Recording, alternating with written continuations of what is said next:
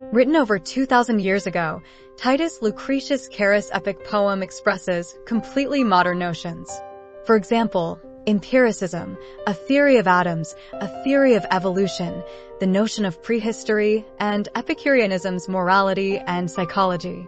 Helping to ignite the Renaissance, it is considered most important. On this video, you may learn details about a section of this epic poem. Lucretius on Nature Book 5, nearly evolution and what was prehistory. Now the topic turns to how life came about.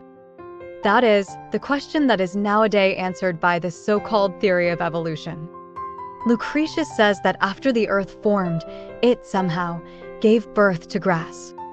It is considered the most basic vegetation and form of life. Then, somehow, the poet argues, the earth itself gave birth to self-propelled life. These are animals, living creatures that can move. The first were similar to birds and insects, then larger, four-footed beasts, lastly humans. All of these must have been born from some sort of root or fruit from a plant. As such, it is worthy to refer to Earth as Mother, LOL. Jocularly, the poet clarifies new creatures no longer come about. Because her bearing years must end, she ceased, like a woman worn by eld. That is not to say that there has not been change.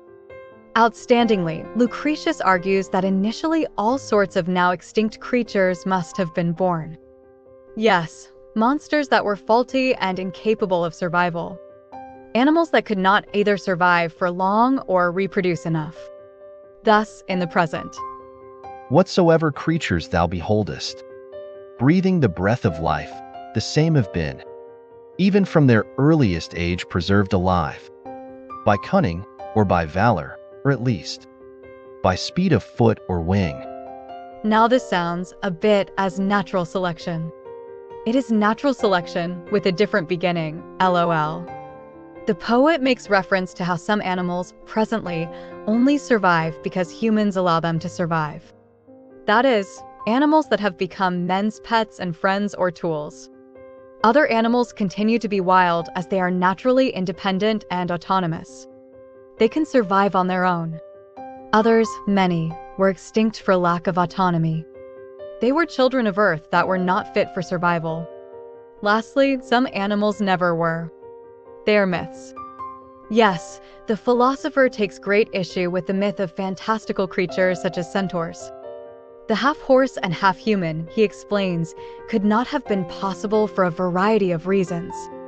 The same is said of other such myths, like fire-breathing dragons.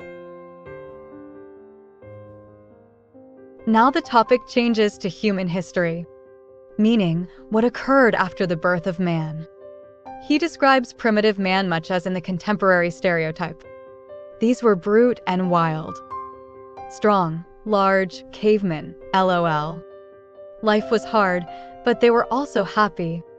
Yes, much as Rousseau would have it. They were initially independent, not social.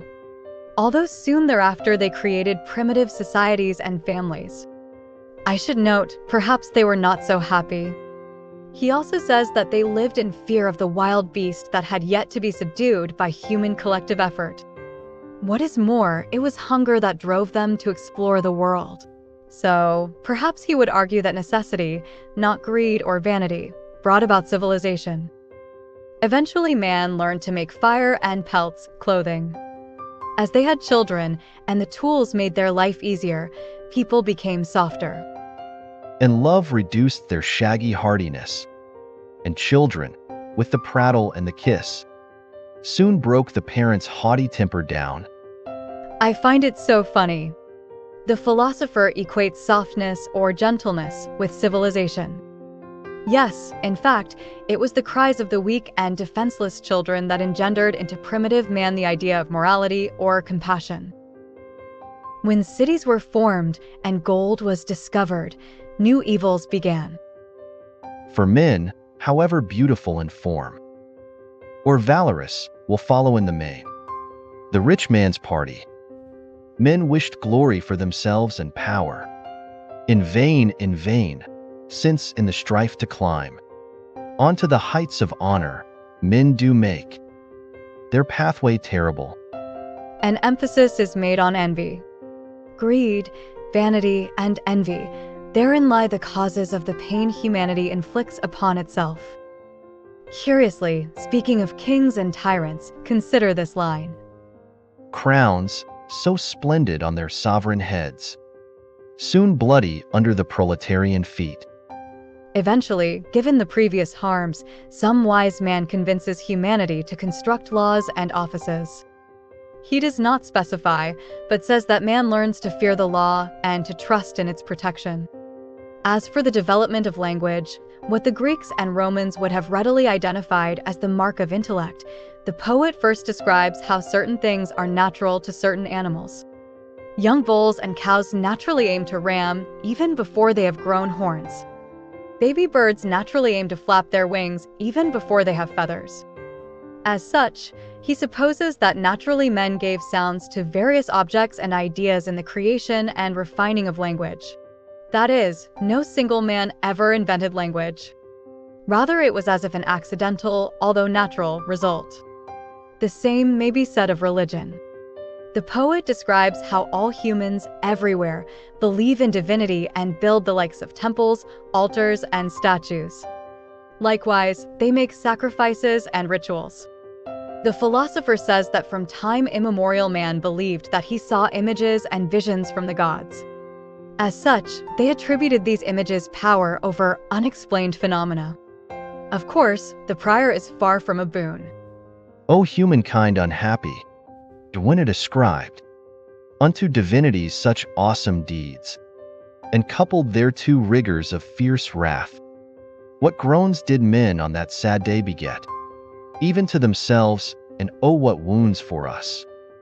The poet almost excuses humanity, explaining how ignorance of things such as thunder and storms naturally produce such fear in animals and man that it is only natural that they would take solace in an invented divinity. He then mentions the development of metalworking. With these tools, forests were chopped down and war was waged. In fact, much is said about war.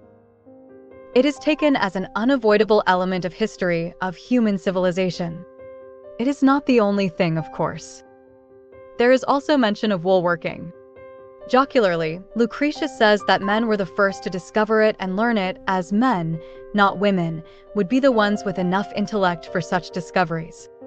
Yet, the rugged farmer folk jeered at such tasks, and so were eager soon to give them over to women's hands, and in more hardy toil, to harden their own arms and hands.